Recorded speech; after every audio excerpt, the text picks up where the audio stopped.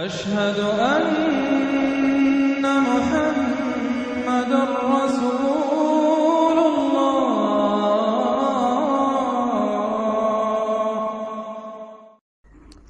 سورۃ الحشر، بسم اللہ الرحمن الرحیم۔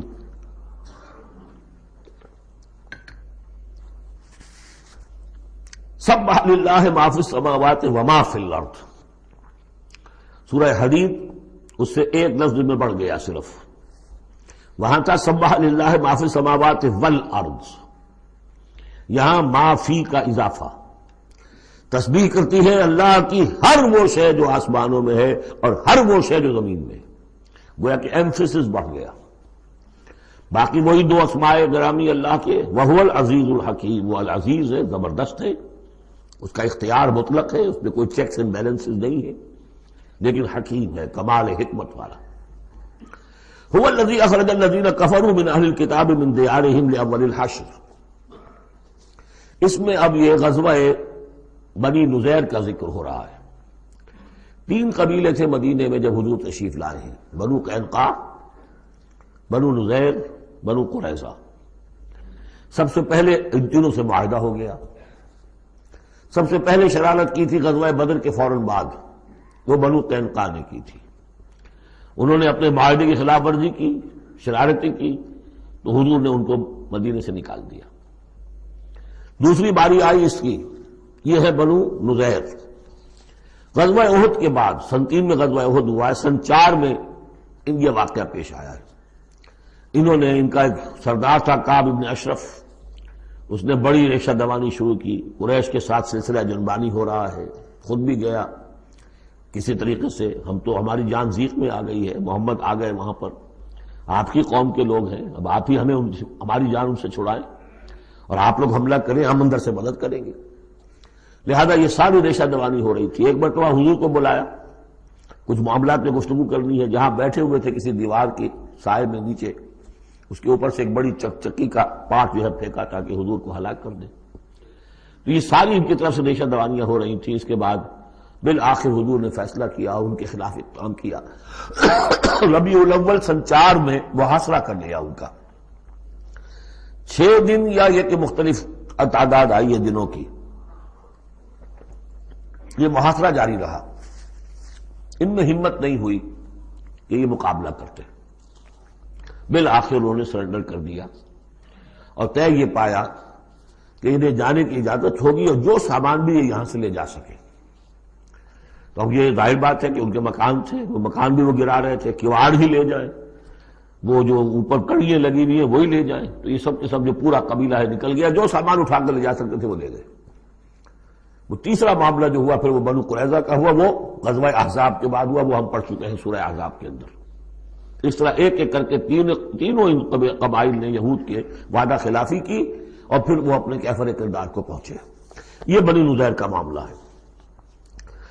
هو الذی اخرج الذین کفروا من اہل الکتاب من دیارہم، وہی ہے جس نے نکال باہر کیا ان کافروں کو جو اہل کتاب میں سے تھے، ان کے گھروں سے، لاول الحشر، پہلے جمع ہونے کے وقت۔ یعنی مسلمان بھی سمجھتے تھے کہ اتنی آسانی سے نہیں ہوگا معاملہ، جنگ ہوگی، یہ سامنے آئیں گے، میدان میں آئیں گے، جنگ ہوگی، خونریزی ہوگی۔ ان لوگوں کی بھی بڑی بڑکیں تھیں، پہلے تو بہت بڑکیں مارتے تھے کہ ہم یہ کر دیں گے، وہ کر دیں گے۔ مسلمانوں، قریش سے تمہاری جنگ ہوئی ہے، اگر بھی ہم سے اگر مقابلہ پیش آئے تو تمہیں معلوم ہوگا جنگ کسے کہتے ہیں، وغیرہ وغیرہ۔ یہ سورہ بنی اسرائیل، سورہ آل عمران کے بالکل شروع میں اس کا تذکرہ ہے۔ لیکن یہ کہ اول الحشر، یا تو اس کا مطلب یہ ہے کہ پہلی ہی مرتبہ جمع ہوئے ہیں مسلمانوں نے، آ کے محاصرہ کیا اور نکل آئے اور ہتھیار رکھ دیے، یا اس سے مراد یہ ہے کہ پہلی مرتبہ تو یہ یہاں سے اب نکالے جا رہے ہیں، پھر ایک وقت آئے گا کہ یہ خیبر سے بھی کھڑے جائیں گے۔ حضرت عمر کے زمانے میں تو جزیرہ نما عرب کو خالی کرا دیا گیا عیسائیوں سے اور یہودیوں سے۔ پھر ایک اور حشر ہونے والا ہے، وہ قیامت کا حشر ہے۔ تو اول الحشر یہ ہے جو ہوا ہے، ان کے ساتھ پیش آیا۔ ما ظننتم ان یخرجوا، مسلمانوں تمہارا بھی گمان یہ نہیں تھا کہ وہ نکل جائیں گے اتنی آسانی سے۔ وظنوا، اور ان کا بھی یہ یقین تھا، انہم مانعتہم حصونہم، کہ ان کے جو قلعے ہیں وہ انہیں بچا لیں گے، ان کی حفاظت کریں گے، من اللہ، اللہ سے۔ فَأَتَاهُمُ اللَّهُ مِنْ حَيْثُ لَمْ يَحْتَسِبُوا، تو اللہ نے تو ان پر حملہ کیا وہاں سے جہاں سے انہیں گمان ہی نہیں تھا، یعنی ان کے دلوں میں روب ڈال دیا. باہر سے کچھ کرنے کی ضرورت نہیں اللہ کو، اللہ نے ان کے دلوں میں خوف پیدا کر دیا. وَقَذَفَ فِي قُلُوبِهِمُ الرُّعْبَ، ان کے دلوں میں اللہ تعالیٰ نے روب جو ہے وہ ڈال دیا. یخربون بیوتہم، دیکھ لو وہ خود اپنے گھر جو ہیں ان کی تخریب کر رہے ہیں، توڑ رہے ہیں، کوئی کیواڑ نکالنے کو، کوئی کھڑکی نکالنے کو، کوئی چوکٹ نکالنے کو، کوئی اور اوپر کے جو ہے کڑیاں اور شہتیر لے جانے کے لیے. یخربون بیوتہم بایدیہم، اپنے ہاتھوں سے بھی تخریب ہو رہی ہے، وایدی المومنین، اور اہل ایمان کے ہاتھوں سے بھی. فاعتبروا یا اولی الابصار، تو اے آنکھوں والو عبرت حاصل کرو. یہ گویا کہ سنایا جا رہا ہے بنو قریظہ کو بھی، جب تم رہ گئے ہو ایک رہ گیا، عبرت حاصل کرو. وَلَوْلَا أَن كَتَبَ اللَّهُ عَلَيْهِمُ الْجَلَاءَ، اگر اللہ تعالیٰ نے پہلے سے یہ لکھ نہ دیا ہوتا کہ ان کو جلا وطن کیا جائے گا، لَعَذَّبَهُمْ فِي الدُّنْيَا، تو انہیں اور سخت عذاب دیتا دنیا کی زندگی میں. وَلَهُمْ فِي الْآخِرَةِ عَذَابُ النَّارِ، اور آخرت میں تو ان کے لیے آگ کا عذاب ہے ہی. ذَلِكَ بِأَنَّهُمْ شَاقُّوا اللَّهَ وَرَسُولَهُ، یہ اس لیے کہ انہوں نے اللہ اور اس کے رسول سے مخالفت کی، زدم زدہ کی.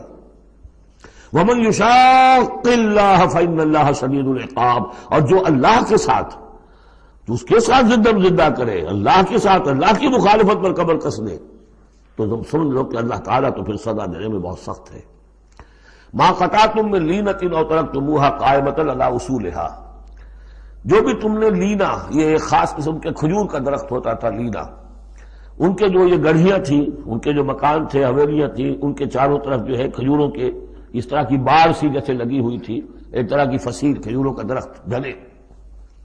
تو جب مسلمانوں نے محاصرہ کیا تو بعض جگہوں سے انہوں نے کھجور کے یہ درخت کاٹے، اس لیے کہ حملہ کرنے کے لیے کھلی جگہ چاہیے تھی. تو انہوں نے پھر پروپیگنڈا بنایا، اسکینڈل بنا دیا، دیکھو یہ اللہ کے رسول بنے پھرتے ہیں اور یہ اہل ایمان اور یہ درخت کاٹ رہے ہیں. تو یہاں اللہ تعالیٰ نے اہل ایمان کے اس اقدام کی طرف اس کا جواز عطا فرمایا ہے کہ یہ تم نے صحیح کیا، تو غلط کام نہیں کیا.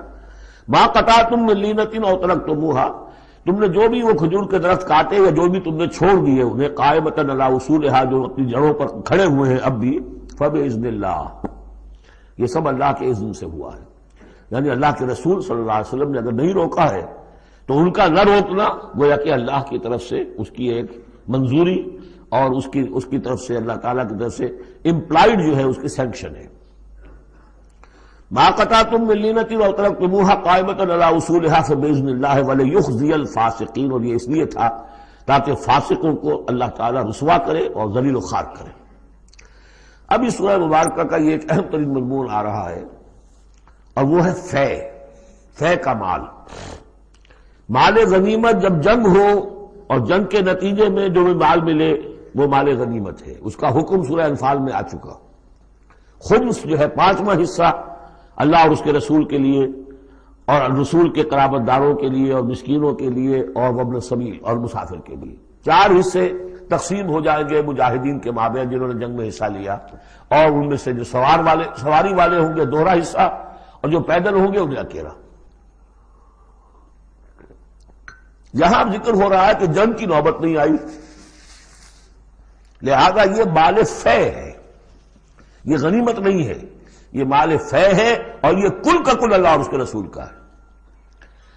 گویا کہ اس میں کسی کو بھی مسلمان کو کوئی حصہ نہیں ملے گا سوائے اس کے کہ جو اللہ کا رسول کسی کو فقیر کو، غریب کو، مسکین کو دینا چاہے، وہ الگ بات ہے.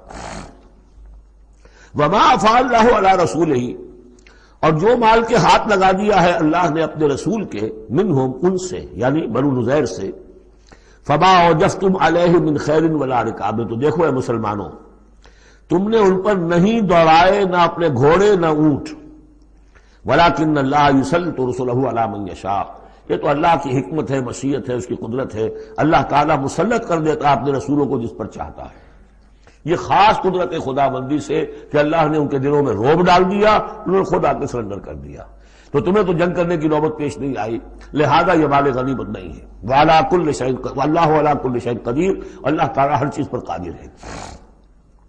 اب یہ حکم آ رہا ہے، ما افاء اللہ علی رسولہ من اہل القریٰ، جو مال بھی ہاتھ لگا دے اللہ اپنے رسول کے ان تمام بستی والوں سے، فللہ وللرسول ولذی القربى والیتامى والمساکین وابن السبیل. اس کا جو مصرف ہے وہ یہ کہ اللہ اور اس کا رسول، اس سے مراد ہے اسلامی ریاست، پھر رسول کے اپنے اخراجات، اپنی ازواج مطہرات کا دار نفقہ، اپنا جو ذمہ داریاں ہیں معاشرتی، پھر رسول کے قرابت دار. ظاہر بات ہے ذی القربہ جو ہے وہ عام آدمی کے بھی قرابت دار ہیں، ان کے ساتھ حسن سلوک ہوتا ہے، تو رسول کے بھی تو قرابت دار ہیں، اور رسول کا کوئی اور ذریعہ معاش تو ہے نہیں. والیتامی والمساکین وابن السبیل، باقی اس کے علاوہ جو بھی مستحق ہیں، فقراء ہیں، غریب ہیں اور ان کے لیے محتاج ہیں. کہ لا یکون دولۃ بین الاغنیاء منکم، اور یہ اہم ترین اسٹیٹمنٹ آف آبجیکٹیوز ہے. مقصد کیا ہے؟ کہ لا یکون، تاکہ ایسا نہ ہو کہ دولت تمہارے امیروں ہی کے مابین چکر لگاتی رہے. یعنی ظاہر بات ہے کہ اب جو لوگ بھی جو جنگ میں حصہ لیا ہے، جن کے پاس گھوڑے بھی تھے اور اونٹ بھی تھے، اب ان کو دگنے حصے مل جاتے سارے اس مال میں سے، تو گویا کہ جو لوگ پہلے ہی سے کچھ مرفع الحال ہیں، جن کے پاس پہلے ہی کچھ ہے، انہی کی طرف مال اور بڑھ رہا ہے. اور جو بیچارے غریب ہیں وہاں کے، وہ گویا کہ اس سے ان کی غربت کے ازالے کی کوئی شکل نہیں ہو پائے گی. تو اللہ تعالیٰ کے سامنے یہ ہے کہ دولت کی تقسیم ہو ایسی کہ اس کی سرکولیشن جو ہے معاشرے کے اندر، اس کی گردش دولت ایسی ہو کہ سب کو حصہ ملے اور سوسائٹی کے تمام طبقات جو ہے اس سے مستفید ہوں. کہ لا یکون دولۃ بین الاغنیاء منکم، تاکہ ایسا نہ ہو کہ یہ دولت، یہ سرمایہ، یہ مال تمہارے امیروں ہی کے مابین گردش میں رہے. اس کی ایک سادہ سی مثال میں دیتا ہوں کہ ایک کروڑ پتی کی بیٹی لاکھوں روپے کا جہیز لے کے ایک کروڑ پتی کے بیٹے کے گھر چلی گئی. گویا کہ وہ لاکھوں روپے کے جہیز نے گردش تو کی، لیکن ایک کروڑ پتی سے نکل کے دوسرے کروڑ پتی کے یہاں چلی گئی. یہ دولت گردش کر رہی ہے اسی ایک اونچے طبقے کے اندر، انہی کے اندر جو ہے گردش ہو رہی. گردش ہے بھی اگر تو ان کے مابین ہونا یہ چاہیے کہ یہ سوسائٹی کے تمام طبقات کے اندر اس کا نفوذ ہو رہا ہو، سب کو اس سے فیض پہنچ رہا ہو، تاکہ یہ جو اس قدر جو ہے اونچ نیچ ہے، اتنی عدم مساوات ہے، وہ ختم ہو. وہ مساوات کے تمام انسان بالکل برابر کر دیے جائیں، وہ تو نہ کبھی ہوئی ہے نہ ہو سکتی ہے. وہ تو کمیونزم بھی مر گیا اور ایک دن کے لیے بھی اس مساوات کو قائم نہیں کر سکا. یہ ضرور ہے کہ انہوں نے جو اتنا فرق و تفاوت تھا، وہ نہیں ہے کہ جو امریکہ میں آج بھی ہے اور اس وقت بھی تھا، وہ فرق و تفاوت وہاں نہیں تھا. لیکن یہ کہ بالکل برابر سپاہی اور سپہ سالار برابر تو نہیں ہو سکتے، کچھ نہ کچھ فرق تو ہوگا. لیکن یہ کہ ایسا نہ ہو کہ معاشرے کے ایک طبقے میں ایک طرف تو احتیاج ہی احتیاج بڑھتی چلی جائے، بھوک ہو، احتیاج ہو، جس کے لیے کہ یہاں تک فرمایا حضور نے کاد الفقر ان یکون کفرا، فقر جو ہے احتیاج وہ انسان کو کفر تک پہنچا دیتی ہے. اور حضرت شاہ ولی اللہ دہلوی رحمۃ اللہ علیہ نے، وہ میں سمجھتا ہوں کہ اس دور جدید میں جو بھی معاشی مسائل کی پیچیدگیاں پیدا ہونے والی تھی، اس کا بڑا گہرا فہم جو تھا سب سے پہلے جس عالم دین کو ہوا ہے وہ شاہ ولی اللہ دہلوی ہے.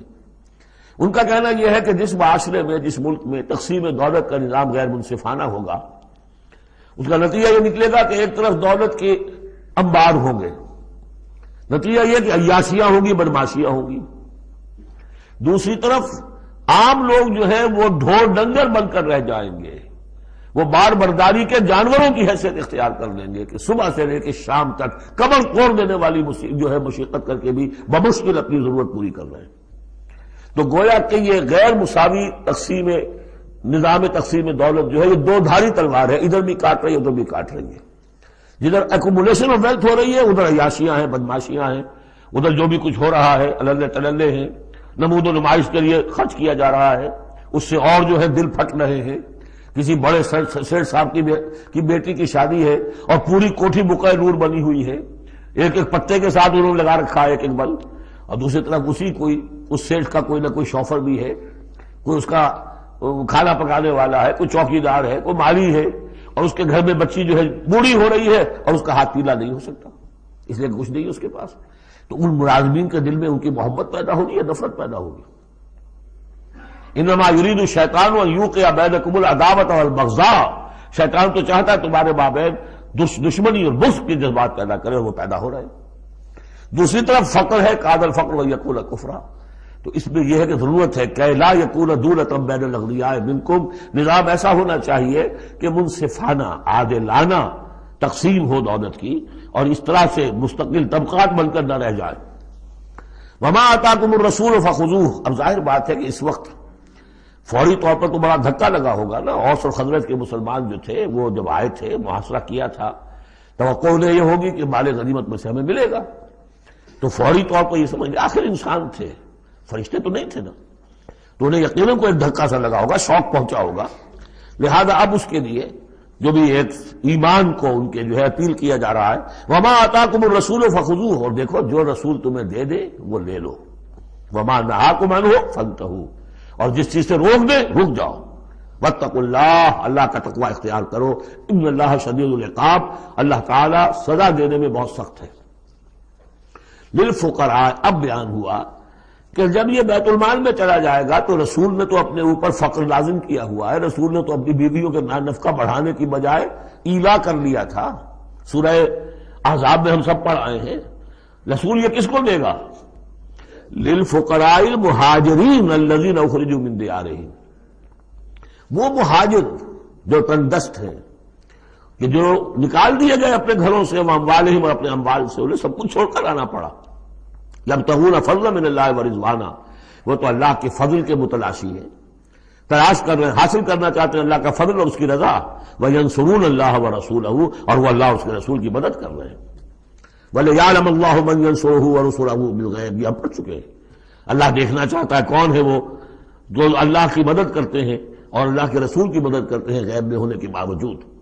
تو یہ لوگ جو ہے جان ہتھیلیوں پر رکھ کر آ گئے، مکے کو انہوں نے چھوڑ دیا، اپنے گھر بار وہاں چھوڑے ہوئے ہیں، اپنے بال بچوں کو چھوڑا ہوا ہے، تو ان کے لیے کوئی چیز نہیں ہے، تو اب اس میں سے مال فے میں سے ان کا حصہ ہوگا۔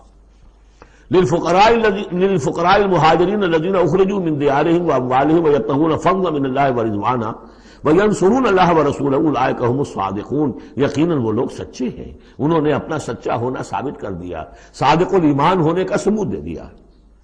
والذین تبوؤا الدار والایمان من قبلہم، اور جو لوگ گھروں میں آباد تھے اور جن کو پاس ایمان بھی تھا ان سے پہلے، یعنی ان کے آنے سے پہلے، یعنی انصار مدینے میں جو پہلے سے آباد تھے اور ان کے دلوں میں بھی ایمان پیدا ہو چکا تھا، وہ جب یہ مہاجرین آئے ہیں تو ان کا طرز عمل کیا تھا؟ جن کے دلوں میں ایمان تھا، یحبون من ہاجر الیہم، انہوں نے قطعاً گراں نہیں محسوس کیا کہ یہ ہجرت کر کے لوگ آ گئے ہیں، ہماری معیشت پر بوجھ بن جائیں گے، ہمارے لیے جو ہے یہ آبادی جو ہے اتنی بڑی اور بڑھ رہی ہے، ان کے پاس کوئی دولت نہیں ہے، سرمایہ نہیں ہے، کوئی انویسٹمنٹ نہیں کر سکتے، تو بجائے اس کے کہ وہ یہ محسوس کریں کہ ہمارے اوپر تو یہ بہت بڑا بوجھ آ گیا، یحبون من ہاجر الیہم، وہ تو محبت کرتے ہیں ان سے جنہوں نے ہجرت کی ہے، ان کی طرف آئے ہیں ان کے ہاں، ولا یجدون فی صدورہم حاجۃ مما اوتوا، اور وہ نہیں پاتے اپنے سینوں کے اندر کوئی بھی حاجت، کوئی تنگی اس چیز پر کہ جو انہیں دی جا رہی ہے، کہ انہیں کیوں دیا جا رہا ہے،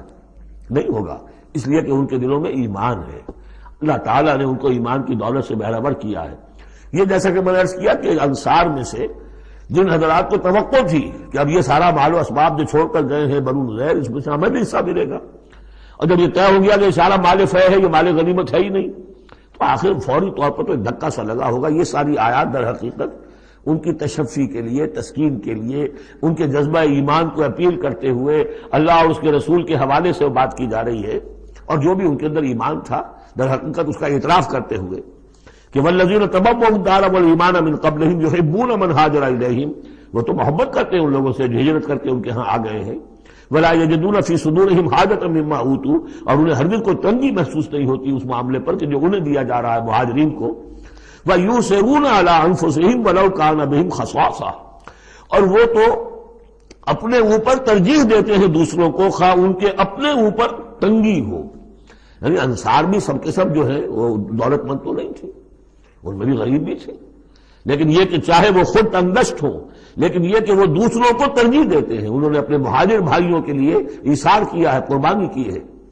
ایثار جو ہے اس کے معنی ہوتی ہے ترجیح کرنا، کسی کو مقدم رکھنا۔ یؤثرون علی انفسہم ولو کان بہم خصاصہ، اپنے اوپر ان کو ترجیح دے رہے ہیں اگرچہ ان کے اپنے ہاں بھی تنگ دستی ہے، خواہ ہو ان کے ہاں تنگ دستی۔ ومن یوق شح نفسہ فاولئک هم المفلحون، اور یقیناً جو کوئی بھی بچا لیا گیا اپنے جی کے لالچ سے وہ وہی ہے کہ جو فلاح پانے والے ہیں۔ یہ ترغیب و تشویق ہے انصار کے لیے کہ جن کو گویا کہ اس مال فے سے ان آیات کی روح سے بالکل محروم قرار دے دیا گیا، الا یہ کہ ان کے ہاں جو یتامہ ہو، مساکین ہو، ان کے لیے تو ظاہر بات ہے کہ وہ حصہ موجود ہے۔ اب جو آیت آ رہی ہے اس حصے کی وہ یہ ہے، بہت عظیم آیت اس پہلو سے ہے کہ اسی سے استدلال کیا حضرت عمر نے رضی اللہ تعالیٰ عنہ ہماری تاریخ کے ایک بہت اہم موقع پر جبکہ خاصا اختلاف بھی اس میں پیدا ہو گیا تھا. پہلے وہ موقع سمجھ لیجئے جب حضرت عمر کے دور خلافت میں عراق فتح ہو گیا، شام فتح ہو گیا، ایران فتح ہو گیا، مصر فتح ہو گیا. تو ایک فرٹائل کریسنٹ کہلاتا ہے مڈل ایسٹ کا، بہت زرخیز علاقہ. درمیان میں تو اگرچہ عراق کے اور شام کے ایک بڑا صحرا ہے، لیکن ایک کریسنٹ پاتا ہے، بہت فرٹائل ایریا. اب یہ جو مجاہدین تھے، صحابہ کرام کتنے تھے؟ چند ہزار. ان کی طرف سے مطالبہ ہوا کہ یہ ساری زمینیں یہ مال غنیمت ہے، 1/5 رکھیے بیت المال کے لیے، 4/5 ہمارے اندر تقسیم کر دی. اگر ایسا ہو جاتا تو تاریخ انسانی کی عظیم ترین جاگیرداری پیدا ہو جاتی، پورا ملک تقسیم ہو جاتا چند ہزار صحابہ کے اندر. اس سے بھی آگے بڑھ کر اس میں امپلائڈ یہ بھی تھا کہ ان ملکوں کی تمام آبادی ہماری غلام ہے، تقسیم کر دیجیے انہیں. مال غنیمت میں جو غلام آتے تھے وہ تقسیم ہوتے تھے کہ نہیں؟ لونڈیاں آتی تھی تو غنیمت تقسیم ہوتی تھی کہ نہیں؟ یہ اتنا بڑا مسئلہ تھا. حضرت عمر رضی اللہ تعالیٰ عنہ نے اس پر غور کیا اور ان کی رائے یہ ہوئی کہ یہ جو مال ہے یہ مال فے شمار ہوگا، مال غنیمت نہیں. مال غنیمت صرف وہ ہوگا جو کسی جنگ میں مارکے کے عین مقام پر جو چیز ملے گی، جو تلواریں دشمن کے ہاتھ سے آپ کے ہاتھ لگ گئیں، زرہیں ہیں اور سامان ہے، یا بیڑے بکریاں ہیں، ان کے بھی تو راشن ساتھ ہوتے تھے کہ نہیں، گھوڑے ہیں، اونٹ ہیں، یا وہاں جو پی او ڈبلیوز ہوں گے جو وہاں گرفتار ہوں گے، جو لڑنے والے، یا عورتیں اگر وہاں ساتھ ہوں گی وہ کنیزیں بنائی جائیں گی. تو جو محاذ جنگ پر جو مال آئے گا وہ تو غنیمت ہے. لیکن پورا ملک، اب جنگ تو ایک ہوئی ہے، نہاوند کی جنگ ہوئی ہے یا فلاں کسی اور کی جنگ ہوئی ہے، تو اس کے نتیجے میں تو پورا کا پورا ملک جو ہے کسی کے قبضے میں آ گیا. ساری حکومت جو تھی ابراہیم لودھی کی، پانی پت کی جنگ کے اندر وہ ہارا اور ساری حکومت جو ہے وہ اب بابر کی ہو گئی. تو اگر اس طرح کا کوئی معاملہ اس وقت سمجھا جاتا تو اب سارے کے سارے لوگ غلام اور ان کی عورتیں کنیزیں، جو چاہے کریں. اب اس پر جب حضرت عمر کی یہ رائے ہوئی اور اس کے لیے دلیل یہ لائے تھے کہ انہوں نے فرمایا کہ یہ جو فے کا حکم چلا آ رہا ہے اس میں ایک تو فرمایا گیا ما افاء اللہ علی رسولہ من اہل القری فللہ وللرسول ولذی القربى والیتامى والمساکین وابن السبیل. اگلی آیت میں فرمایا للفقراء المہاجرین الذین اخرجوا من دیارہم واموالہم. اسی کے ساتھ جوڑا انہوں نے اس آیت کو والذین جاؤوا من بعدہم، جو اور بعد میں آئیں گے. اب جو ظاہر بات ہے کہ یہ آج تو جتنے چند ہزار مسلمان تھے انہوں نے فتح کر لیا، اب اتنی بڑی امت ہے جو مسلمان بعد میں آئیں گے، اس کا مطلب ان کا تو کوئی حصہ رہا ہی نہیں. یہ بیت المال کے حصہ کی ملکیت قرار پائیں گی ساری زمینیں، تاکہ یہ امت مسلمہ کی ایک کلیکٹو ملکیت ہو، collective ownership of the whole مسلم امہ، تاکہ اس سے جو بیت المال کے اندر خراج آئے گا اس خراج سے تمام مسلمانوں کی بہبود اور یہ کہ اللہ کے دین کی آگے نشر و اشاعت، اس کا ایک مکمل نظام، اور جو ہماری حدیں ہیں تو سرحدوں کے اوپر جو ہے فوجی پہرا، اس کے لیے باقاعدہ فوج رکھنا، اس کے لیے مسلسل جو ہے آمدنی چاہیے، اس سب کے لیے حضرت عمر نے کہا کہ یہ مال فے قرار پائے گا ان لوگوں کی اس آیت کی روح سے، کہ اس میں حق صرف انہی کا نہیں ہے کہ جو اس وقت ہیں والذین جاؤوا من بعدہم، وہ جو لوگ ان کے بعد آئیں گے ان کا بھی اس کے اندر حق ہے. اس آیت سے انہوں نے استدلال کیا رضی اللہ تعالی عنہ. اور یہ بھی میں آپ کو بتا دوں کہ صحابہ میں سے بڑے اہم صحابہ نے حضرت عمر سے اختلاف کیا، ان کا نہیں یہ مال غنیمت ہے تقسیم کیجیے. پھر یہ کہ ایک باقاعدہ جو ہے ایک کمیشن بنایا گیا، اس میں کچھ اوس کے کچھ انصار اور کچھ جو ہے خزرج کے، ان کو ایک کمیشن بنایا گیا. انہوں نے غور کیا، سب کی بات سنی اور پھر حضرت عمر رضی اللہ تعالیٰ عنہ کی رائے کے مطابق انہوں نے فیصلہ دیا اور اسی پر پھر اجماع ہو گیا. اور اس سے اب مسلمان ممالک کے اندر جو اراضی ہیں ان کی دو مستقل قسمیں بن گئی ہیں، ایک اراضی عشری، ایک اراضی خراجی. عشری اراضی ان مسلمانوں کی قرار پائی اور اس علاقے کے مسلمانوں کی قرار پائی جو بغیر لڑے بھڑے ایمان لے آئے. جیسے مدینے کے لوگ، حضور نے مدینے کو فتح تو نہیں کیا بلکہ وہ تو خود لے کر آئے حضور کو، تو وہاں کی زمینیں انہی کے قبضے میں رہی. اشری زمین قبضے میں ہوتی ہے، ملکیت ہوتی ہے مسلمان کی، اس میں سے اشر ہوگا پیداوار کا 10واں حصہ یا 20واں حصہ. یہ زمینیں کہ جہاں کسی قوم نے، کسی فوج نے در بھڑ کر پھر شکست کھائی ہو یا پھر کسی اور طریقے سے فتح کیا گیا ہو ملک، اگر مسلمانوں نے فتح کیا ہو تو وہاں کی ساری زمینیں خراجی ہیں، وہ کسی کی انفرادی ملکیت نہیں ہے بلکہ اجتماعی ملکیت ہے. کلیکٹو اونرشپ آف لینڈ پہلی مرتبہ تاریخ انسانی میں حضرت عمر رضی اللہ تعالیٰ عنہ کے اس اجتہاد کے نتیجے میں وجود میں آیا. کلیکٹو اونرشپ آف لینڈ، یہ کسی کی انفرادی ملکیت نہیں. جو ملک بھی فتح کیا گیا ہے بزور شمشیر طاقت کے ساتھ، اس کی زمینیں خراجی ہیں، اشری نہیں ہے، یعنی وہ مسلمانوں کی اجتماعی ملکیت ہے، انفرادی نہیں ہے. اب مسلمان ہو چاہے تو وہاں پر چاہے وہ مجوسی تھے یا ہندو ہو، کوئی ہو، وہ کاشت کریں گے، لیکن اس میں سے خراج جائے گا سیدھا بیت المال میں. کوئی اس میں بیچ میں نہ زمیندار ہے اور نہ کوئی جاگیردار ہے. اس زمین کو کہتے ہیں خراجی زمین. اور پچھلی صدی تک تقریباً اس پر اجماع تھا کہ ہندوستان کی ساری زمینیں خراجی ہیں، یہاں کوئی اصلی زمین نہیں ہے، کوئی زمین ملکیت ہی نہیں ہے، کسی کو ملکیت نہیں، سب یہ مسلمانوں کی اجتماعی ملکیت ہے. چنانچہ قاضی صلاح اللہ پانی پتی رحمۃ اللہ علیہ پچھلی صدی کے بڑے عظیم مفسر، محدث، بہت بڑے صوفی، بہت بڑے مفتی، ان کی تفسیر جو ہے تفسیر مظہری، وہ انہوں نے اپنے مرشد کے نام پر لکھی خود ہے، لیکن نام تفسیر صلاحی نہیں رکھا، تفسیر مظہری اپنے استاد کے نام سے منسوب کیا.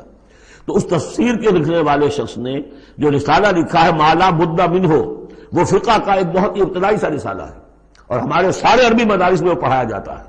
وہ فقہ کی تعلیم جو ہر مسلمان کو معلوم ہونی چاہیے، مالا بدھ منہ. اس میں صاف لکھا ہے ہندوستان میں کوئی زمین اشری ہے ہی نہیں، لہذا میں اشر کے مسائل اس میں لکھتا ہی نہیں. خام خواہ طلبہ کے دلوں پر بوجھ پڑے، کیا ضرورت ہے، جبکہ یہاں اس کی اپلیکیشن ہی نہیں ہے. ہندوستان میں کوئی زمین جو ہے اشری نہیں، سب خراجی ہے. خراجی ہے تو اس کا نتیجہ کیا نکلتا ہے کہ بالکل نیا بندوبست اراضی ہو سکتا ہے، ان جاگیرداروں سے زمین واپس لی جا سکتی، ملکیت ہی نہیں ہے ان کی. یہ تو یہ کہ کبھی کسی شہنشاہ نے دے دی یا انگریزوں نے دے دی، کسی اور نے دے دی، ان کی ملکیت نہیں ہے. یہ ہے اسری زمین، یہ خراجی زمینیں خراجی رہیں گی. یہ بہت اہم مسئلہ ہے اور اس کا تعلق اس آیت سے ہے.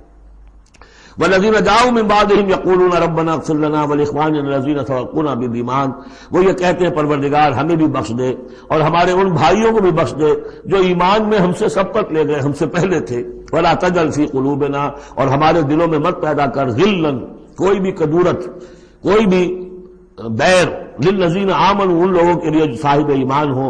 ربنا انک رؤوف الرحیم، پروردگار تو رؤوف ہے اور رحیم ہے. الم تر الی الذین نافقوا یقولون لاخوانهم الذین کفروا من اہل الکتاب لئن اخرجتم لنخرجن معکم ولا نطیع فیکم احدا ابدا وان قوتلتم لننصرنکم واللہ یشہد انہم لکاذبون. صدق اللہ العظیم. غزوہ بنی نذیر میں جو بھی رول اور کردار تھا یہود کا، پھر ان کا جو انجام ہوا، وہ سورہ حشر کی پہلے رکوع میں بیان ہو چکا ہے. ساتھ ہی یہ کہ ایک بہت اہم حکم جو ہے شریعت کا اموال فے کے بارے میں، وہ بھی پہلے رکوع میں ہم پڑھ چکے ہیں. اب اس موقع پر منافقین کا جو کردار سامنے آیا تھا دوسرے رکوع میں، اس کے بارے میں گفتگو ہو رہی ہے. الم تر الی الذین نافقوا، کیا تم نے دیکھا نہیں ان لوگوں کو کہ جو منافق ہیں، جن کے دلوں میں نفاق نے ڈیرے جما لیے ہیں. یقولون لاخوانهم الذین کفروا من اہل الکتاب، وہ کہتے رہے اپنے ان بھائیوں سے میں سے جنہوں نے کفر کیا تھا. ان کے بھائی تھے، دوست تھے، ان کے تعلقات تھے جو اہل کتاب میں سے تھے، وہ کفر پر اڑے رہے. ان سے انہوں نے کہا تھا یہ لئن اخرجتم لنخرجن معکم، دیکھو اگر تمہیں کبھی مدینے سے نکالا گیا ہم تمہارے ساتھ نکلیں گے. وہ دوستیاں جو ان کے درمیان حلیفانہ روابط تھے، اگر تمہیں کہیں نکالا جائے گا تو ہم بھی نکلیں گے. ولا نطیع فیکم احدا ابدا، اور تمہارے معاملے میں کبھی بھی ہم کسی بھی شخص کی اطاعت نہیں کریں گے. یعنی ٹھیک ہے ہم ایمان تو لے آئے ہیں، مسلمانوں میں شامل ہو گئے ہیں اور ہم محمد کا حکم مانتے بھی ہیں بعض معاملات کے اندر، لیکن یہ ہے کہ تمہارے ساتھ ہماری دوستی جو ہے وہ پختہ ہے، تمہارے ساتھ ہمارے حلیفانہ تعلقات ہیں وہ بہت قدیمی ہے، اور ہمارا تمہارے معاملے میں جو ہے ہمارا طرز عمل تبدیل نہیں ہوگا، اور اگر کوئی اقدام محمد نے صلی اللہ علیہ وسلم تمہارے خلاف کرنے کا فیصلہ کیا تو ہم اس میں ان کا ساتھ نہیں دیں گے۔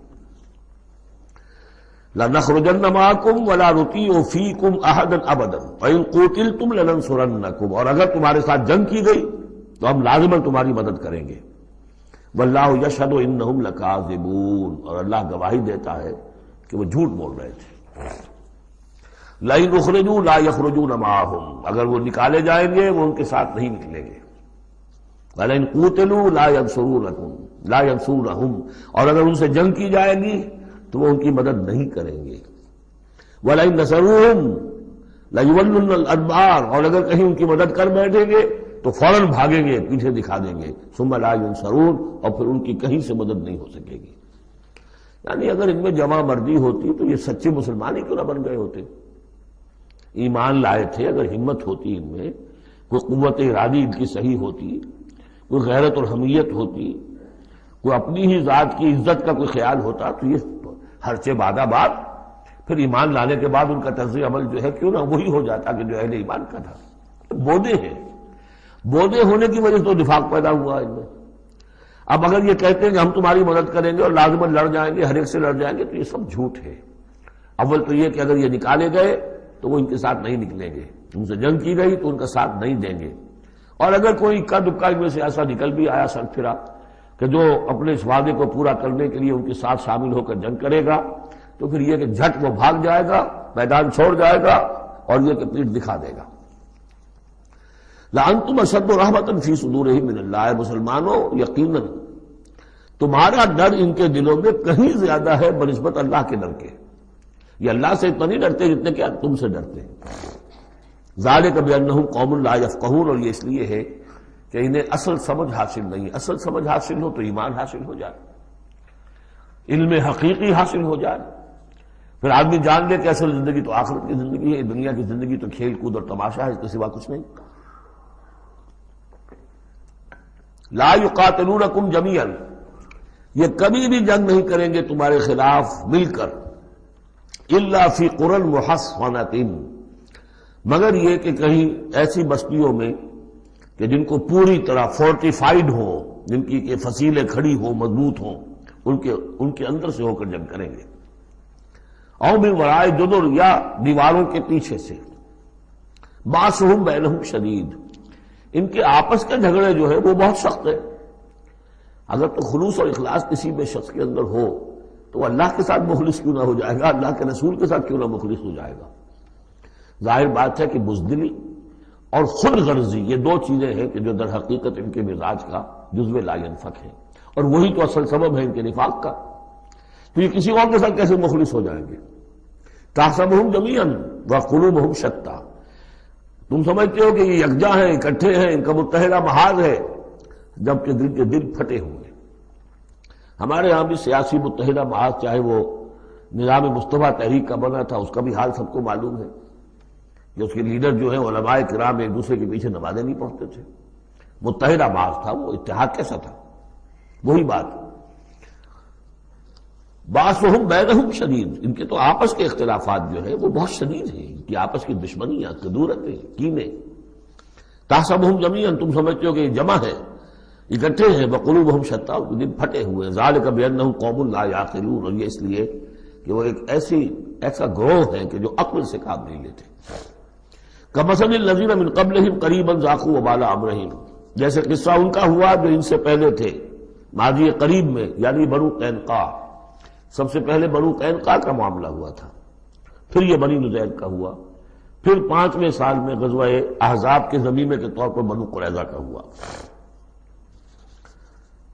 وَلَهُمْ عَذَابٌ أَلِيمٌ، ان کے لیے بہت ہی دردناک عذاب ہے۔ کمثل الشیطان، یا پھر مثال ہے شیطان کی، اذ قال للانسان اکفر، جبکہ وہ انسان سے کہتا ہے کرو کفر، فلما کفر، اور جب انسان کفر کرتا ہے، قال انی بریء منک انی اخاف اللہ رب العالمین، وہ کہتا ہوں میں تم سے علیحدہ ہوں، میرا تم سے کوئی تعلق نہیں، میں تو اللہ سے ڈرتا ہوں جو تمام جہانوں کا رب اور مالک و پروردگار ہے۔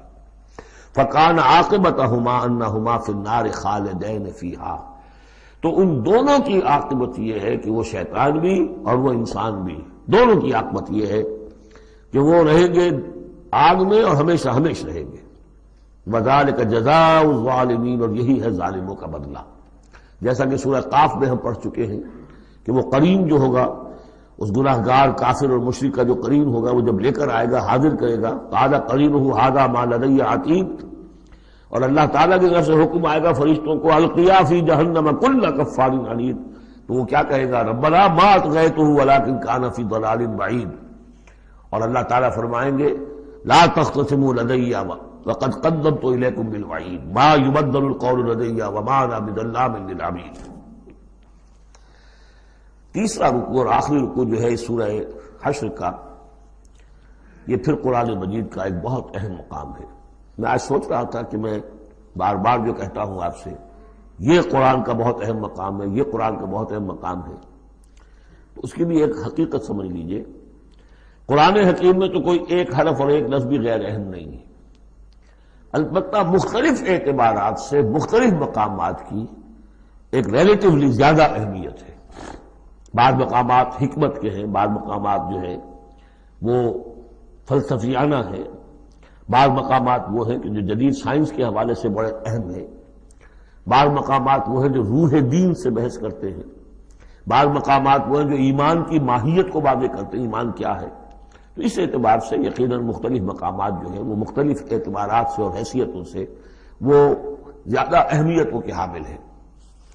اب یہ جو چار آیتیں ہیں، 7 آیتیں ہیں اس رکوع کی، تیسرے رکوع کی، اس میں فلسفہ، تصوف، پھر یہ کہ اس میں سب سے بڑا جو آ رہا حصہ وہ یہ ہے کہ جیسے 6 آیتیں سورہ حدید کی تھیں کہ جن میں اللہ کے اسماء و صفات کا ذکر ہے، جن میں تفصیل سے گفتگو نہیں کر سکا اور نہ اس کا موقع تھا، میرے کیسز میں ہے، تو اسی طرح کا ہم وزن جو ہے 3 آیتیں آ رہی ہیں سورہ حشر کے آخر میں۔ قرآن حکیم میں اسماء خداوندی کا سب سے بڑا گلدستہ، 16 اسماء ایک جگہ پر اور کہیں نہیں ہے، 8 اسماء ایک آیت میں، الملک القدوس السلام المومن المہیمن العزیز الجبار المتکبر سبحان اللہ عما یشرکون، ایک ہے۔ تو اس اعتبار سے یہ حصہ بہت اہم ہے۔ فرمایا یا ایھا الذین آمنوا اتقوا اللہ ولتنظر نفس ما قدمت لغد واتقوا اللہ ان اللہ خبیر بما تعملون، اہل ایمان اللہ کا تقوی اختیار کرو، اور چاہیے کہ ہر جان یہ دیکھتی رہے کہ اس نے کل کے لیے کیا آگے بھیجا ہے۔ اللہ کا تقوی اور آخرت کا احساس، کل کے لیے کیا بھیجا، ما قدمت لغد، یہ بڑی کل ہے۔ ایک کل تو وہ ہے کہ جو کل سورج طلوع ہوگا تو شروع ہو جائے گی، اور ایک بڑی کل وہ ہے آنے والی ہے جو بعث بعد الموت کے بعد آنے والی ہے، وہ بڑی کل ہے۔ اس کل کے لیے کیا بھیجا ہے آگے، کیا سامان ہے، کیا توشہ ہے، کیا تم نے کمائی ہے جو جمع کرائی ہے، وہ جو اس کائناتی حکومت کا جو سب سے بڑا ریزرو بینک ہے، امپیریل بینک ہے اس کائنات کا، اللہ تعالیٰ کے ہاں کیا جمع کرایا۔ اور دیکھیے 2 مرتبہ ایک آیت میں واتقوا اللہ، اللہ کا تقوی، اللہ کا خوف، لیکن یہ خوف اصل میں اس طرح کا خوف نہیں ہوتا جو کسی خوفناک شے کا خوف ہوتا ہے۔ ایک ہے شیر کا خوف یا سانپ کا خوف، ایک خوف والد کا خوف ہوتا ہے، وہ محبت کے تحت ہوتا ہے، میرے والد جو ہے ناراض نہ ہو جائیں، میں اپنے والد کے احساسات اور جذبات کو مجروح نہ کر بیٹھوں، وہ مایوس نہ ہو جائے مجھ سے، اللہ ناراض نہ ہو جائے، یہ خوف۔ یا ایھا الذین آمنوا اتقوا اللہ ولتنظر نفس ما قدمت لغد واتقوا اللہ ان اللہ خبیر بما تعملون، یقیناً جو کچھ تم کر رہے ہو اللہ اسے باخبر ہے۔ اگلی آیت ہے جسے علامہ اقبال نے قرار دیا کہ ان کے فلسفہ خودی کی سورس یہ ہے۔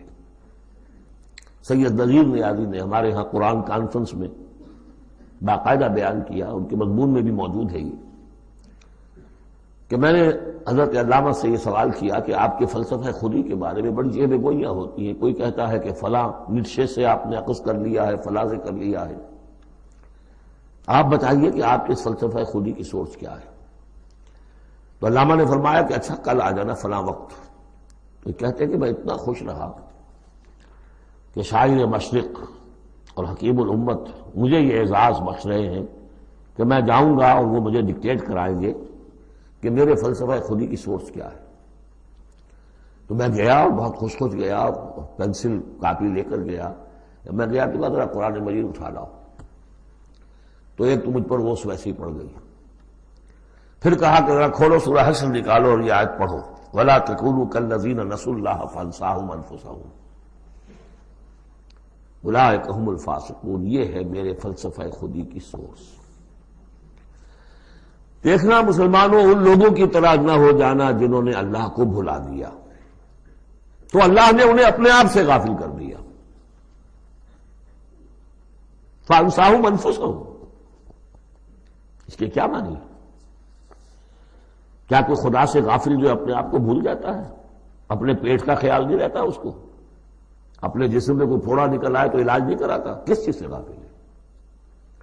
وہ اپنے جسم سے غافل نہیں، وہ اپنے حیوانی وجود سے غافل نہیں، اس کے تقاضوں سے غافل نہیں، اس کی اپکیپ، اس کی مینٹیننس، اس کی ویئر اینڈ ٹیئر کو درست کرتے رہنا، کسی چیز سے غافل نہیں. معلوم ہوا کہ اس حیوانی وجود کے علاوہ کوئی حیثیت ہے انسان کی، اصل حقیقت جس کو انسان بھول جاتا. اور یہ ہم پڑھ چکے ہیں سورہ مجادلہ کے اندر بھی الفاظ آئے تھے کہ شیطان نے انہیں اللہ کو بھلا دیا. فَأَنسَاهُمْ ذِكْرَ اللَّهِ اسْتَحْوَذَ عَلَيْهِمُ الشَّيْطَانُ فَأَنسَاهُمْ ذِكْرَ اللَّهِ. شیطان نے ان پر قابو پا لیا ہے اور انہیں بھلا دیا ہے، اللہ کے ذکر سے غافل کر دیا ہے. تو جو لوگ اللہ کو بھلا دیتے ہیں وہ اپنے آپ سے، اپنی اصل حقیقت سے غافل ہو جاتے ہیں. وہ اپنے آپ کو کیا سمجھتے ہیں؟ حیوان. اور آج کا ہماری جو تہذیب کا جو مرکزی نقطہ ہے آج کا گلوبل سویلائزیشن کا، کہ انسان نرا حیوان ہے. اور اس میں سب سے بڑا پارٹ پلے کیا ہے ڈاروین کے نظریہ ارتقاء نے. حیوان جیسے اور حیوان ہے ویسا حیوان انسان ہے. اتنا ہی فرق ہے نا جتنا گھوڑا اور گدھا.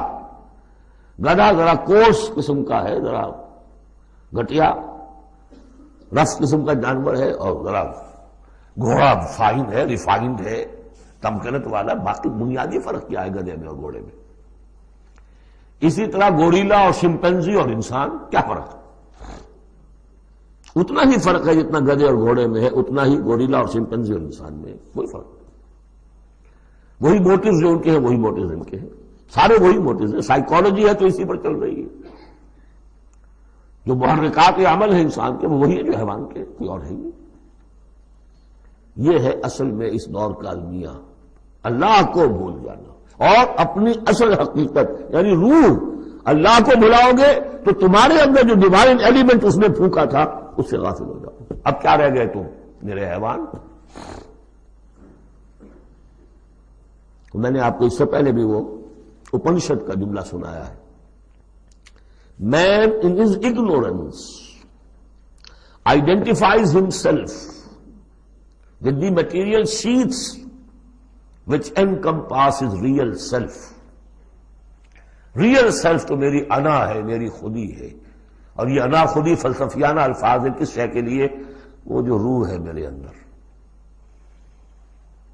ہے، نور تجلی بھی اسی خاک میں پنہاں، غافل تو نرا صاحب ادراک نہیں ہے.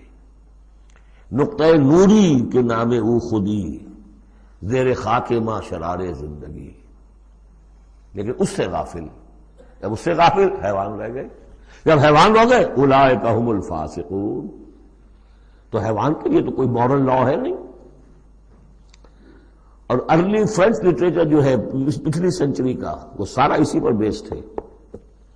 وہ ساری دلیل یہاں سے لاتے ہیں کہ انسانوں نے اپنے اوپر قیدیں لگانی ہے. بیوی بیٹی ماں میں فرق کرنا، حیوانات میں کوئی فرق کرتا ہے؟ نیوڈسٹ کلب سے اگر پوچھے کہتے ہیں حیوانات میں سے کوئی لباس پہنتا ہے؟ انسان نے خواب کا تکلف ایجاد کر دیا. ان کے لیے سورس ہے وہی حیوانوں کی زندگی، انہیں سے سبق حاصل کرو. یہ ہے انسان کے اندر صرف حیوان نہیں ہے.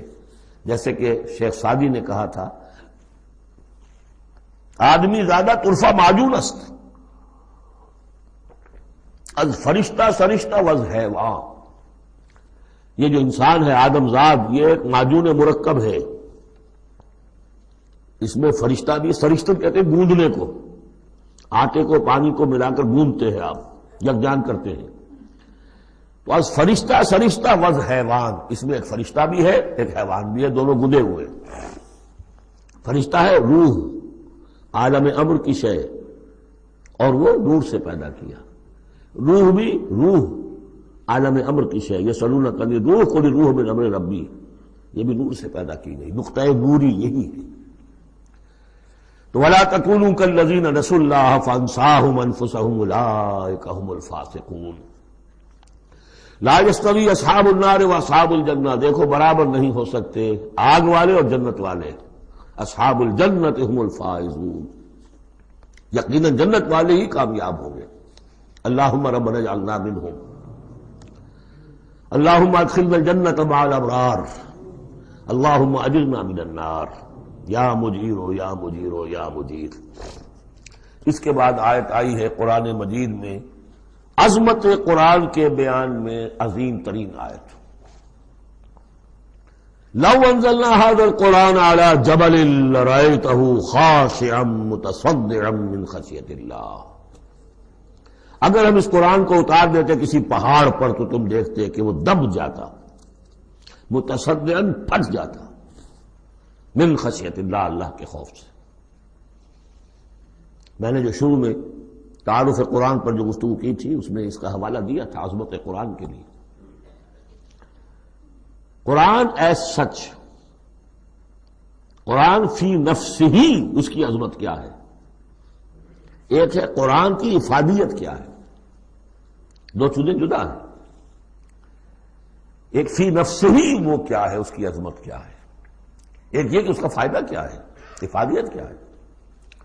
افادیت پر تو بہت سی آیت پڑھ چکے، لیکن خاص طور پر دو آیتیں سورہ یونس کی، یا ایھا الناس قد جاءتکم موعظۃ من ربکم وشفاء لما فی الصدور وہدی ورحمۃ للمؤمنین قل بفضل اللہ وبرحمتہ فبذلک فلیفرحوا ھو خیر مما یجمعون۔ لیکن قرآن فی نفسہ ہی، اگر ہم اسے اتار دیتے کسی پہاڑ پر تو تم دیکھتے کہ وہ دب جاتا، پھٹ جاتا۔ اور اس کے لیے میں تشریح کر چکا ہوں، سورہ اعراف میں جو معاملہ ہوا تھا کہ حضرت موسیٰ علیہ السلام نے فرمایا، عرض کیا تھا اللہ سے رب ارنی انظر الیک، اور اللہ نے فرمایا کہ تم مجھے نہیں دیکھ سکتے، لن ترانی ولکن انظر الی الجبل فإن استقر مکانہ فسوف ترانی، ذرا اس پہاڑ کو دیکھو، ہم اپنی تجلی اس پر ڈالیں گے، اگر وہ سہار جائے، کھڑا رہ جائے اپنی جگہ پر، برداشت کر جائے تو تم بھی سمجھنا کہ ہاں ہمیں دیکھ سکو گے۔ فلما تجلی ربہ للجبل، جب اس کے رب نے ایک اپنا پرتو، ایک جلوہ، ایک تجلی کیا ہے؟ روشنی، ایک نور، اس نور کا جو اللہ نے تعالی نے وہ پرتو ڈالا اس پہاڑ پر، جعلہ دکا وخر موسیٰ صعقا، وہ ریزہ ریزہ ہو گیا، اور تجلی باری تعالیٰ، ذات باری تعالیٰ کی تجلی کے بالواسطہ مشاہدے کا اثر ہوا ہے کہ حضرت موسیٰ بے ہوش ہو کر گر گئے۔ اب نوٹ کیجئے، یہ بالکل وہی بات ہے جو تمثیل کی شکل میں آ رہی ہے۔ فرق کیا ہے؟ وہ تجلی ذات تھی باری تعالیٰ کی، یہ تجلی صفات ہے۔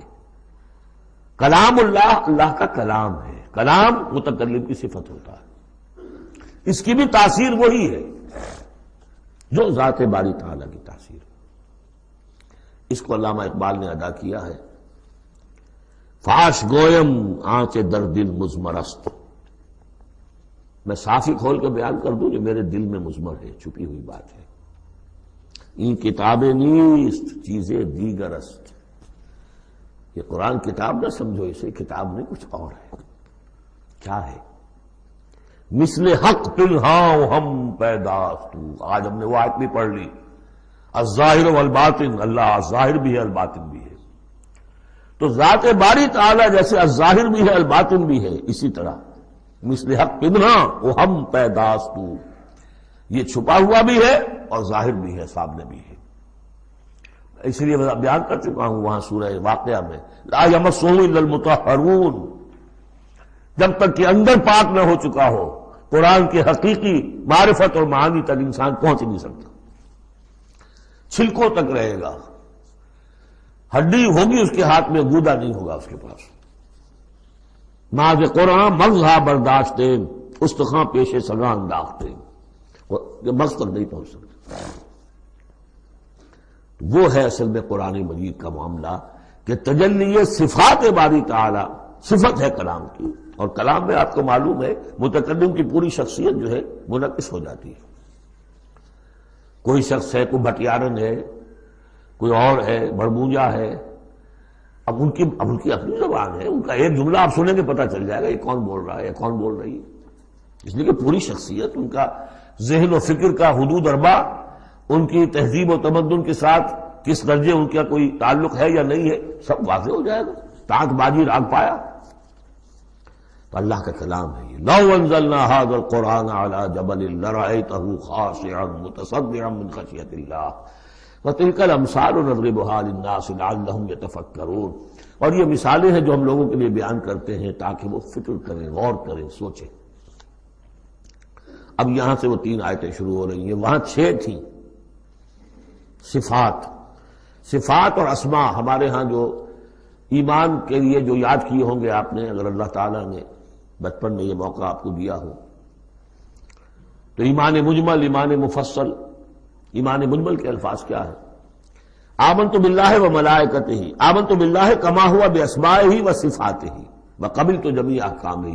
تو اسماء اور صفات باری تعالیٰ کے موضوع پر سورہ حدید کی پہلی 6 آیات، یہ قرآن مجید کا ذروہ سلام ہے، چوٹی، سلام، چوٹی۔ ذروہ کہتے ہیں اونٹ کے کوہان کو، کوہان کی بھی اونچی جو سب سے نمایاں شے ہوتی ہے۔ اسماء پر یہ سب سے بڑا گلدستہ ہے۔ اور ایک خاص بات جو میں نے وہاں نوٹ نہیں کرائی تھی آپ کو، سورہ حدید میں واحد مقام ہے قرآن مجید کا جہاں اسماء باری تعالیٰ کے مابین حرف عطف واو آیا ہے، هو الاول والآخر والظاہر والباطن، اور کہیں نہیں۔ 4 اسماء آئے ہیں سورہ جمعہ کے شروع میں، یسبح للہ ما فی السماوات و ما فی الارض الملک القدوس العزیز الحکیم، کوئی حرف واو نہیں۔ اور 8 اسماء آئیں گے یہاں پر، الملک القدوس السلام المومن المہیمن العزیز الجبار المتکبر، کوئی حرف واو نہیں۔ وہو العزیز الحکیم، یہ نہیں هو العزیز والحکیم نہیں۔ اس کی وجہ کیا ہے؟ اللہ تعالیٰ کے تمام اسماء، اللہ کی تمام صفات اس کی ذات میں بیک وقت موجود ہیں۔ واو میں تو مغایرت پیدا ہو جاتی ہے، واو میں تراخی پیدا ہو جاتی ہے، لیکن یہاں کیوں آئے سورہ حدید میں؟ اس لیے کہ اول و آخر بیک وقت نہیں ہو سکتے، وہ حال عقلی ہے۔ ظاہر و باطن ایک وقت نہیں ہو سکتے، میرا ظاہر میرا باطن یہ تو ایک ہی وقت میں موجود ہے۔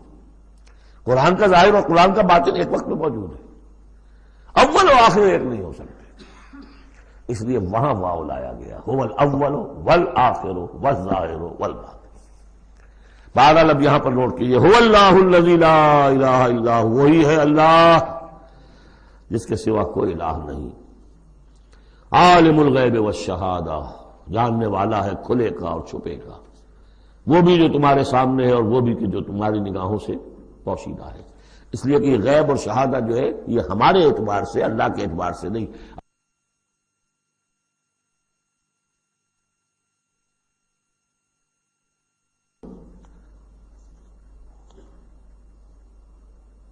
وہی ہے اللہ کے جس کے سوا کوئی الہ نہیں، هو اللہ الذی لا الہ الا هو عالم الغیب والشہادہ، یہ بھی ایک نام کی حیثیت سے شمار ہوتا ہے، جو اسماء 99 گنے جاتے ہیں، عالم الغیب والشہادہ یہ ایک نام ہے اللہ کا۔ اور میں عرض کر رہا تھا کہ اللہ کے لیے سب شہادہ ہی شہادہ، غیب ہے ہی نہیں، اس نقطے کو یہاں سمجھ لیجئے، اس لیے کہ یہ سورہ جن میں آئے گا پھر دوبارہ، اور بہت اہم طریقے پر آئے گا۔ جب قرآن میں غیب اور شہادہ کا لفظ آتا ہے وہ ہمارے اعتبار سے، کہ ہمارے لیے ایک چیز وہ ہے کہ جو ہمارے حواس خمسہ کی گرفت کے دائرے کے اندر آ جاتی ہے، چاہے وہ ٹیلیسکوپ سے آئی ہے اور چاہے وہ مائکروسکوپ سے آئی ہے، لیکن دیکھنے والی شے ہماری آنکھ ہے۔ غیب وہ ہے جو ہم سے چھپا لیا گیا، جنت ہے، دوزخ ہے، آخرت ہے، فرشتے ہیں، خود سب سے بڑی ذات باری تعالی ہے۔ لیکن اللہ ہر شے کا جاننے والا. هو الرحمن الرحیم، وہ رحمان ہے اور رحیم ہے. اس پر سورہ فاتحہ پڑھتے ہوئے میں نے وضاحت کی تھی. هو اللہ الذی لا الہ الا هو، وہی ہے اللہ جس کے سوا کوئی الہ نہیں. الملک، بادشاہ حقیقی. القدوس، پاک. السلام، سلامتی اور سالم، ہر اعتبار سے سالم، کوئی اس کو گردن پہنچانے والا نہیں ہے، ہر عیبوں سے پاک. المومن، امن دینے والا، امان دینے والا. المہیمن، پناہ میں لینے والا. العزیز، زبردست. مطلق العنان، جس کی اتھارٹی ایبسلیوٹ ہے. الجبار، دباؤ رکھنے والا. المتکبر، عظمت والا، بڑائی والا. یہ 8 نام آئے ہیں. الملک، القدوس، السلام، المومن، المہیمن، العزیز، الجبار، المتکبر. سبحان اللہ عما یشرکون، اللہ پاک ہے ان تمام چیزوں سے جو یہ شرک کرتے ہیں. هو اللہ الخالق البارئ المصور، وہی ہے اللہ. اب 3 نام اور آگے. الخالق، الباری، المصور. ان میں خاص ربط ہے. خلق، اس میں سب سے پہلے اگر ہم اپنے اوپر قیاس کریں تو پہلے کوئی شے بنانے سے پہلے ذہن میں ایک نقشہ بنتا ہے. بڑھئی نے میز بنانی ہے، اس کے ذہن میں میز کا نقشہ پہلے بن چکا ہے. کرسی بنانی، کرسی کا نقشہ بن چکا ہے. یہ اس کی ذہنی تخلیق ہے. پھر وہ اسے ظاہر کرتا ہے عالم واقعہ میں. وہ لکڑی کی میز بنا کر اسے واقعہ نمایاں کر دیتا ہے، لے آتا ہے. پھر اس کی تصویر، فنیشنگ ٹچز، اس کو رنگ روغن. یہ تینوں مرحلے ایک ہی پروسیس کے ہیں.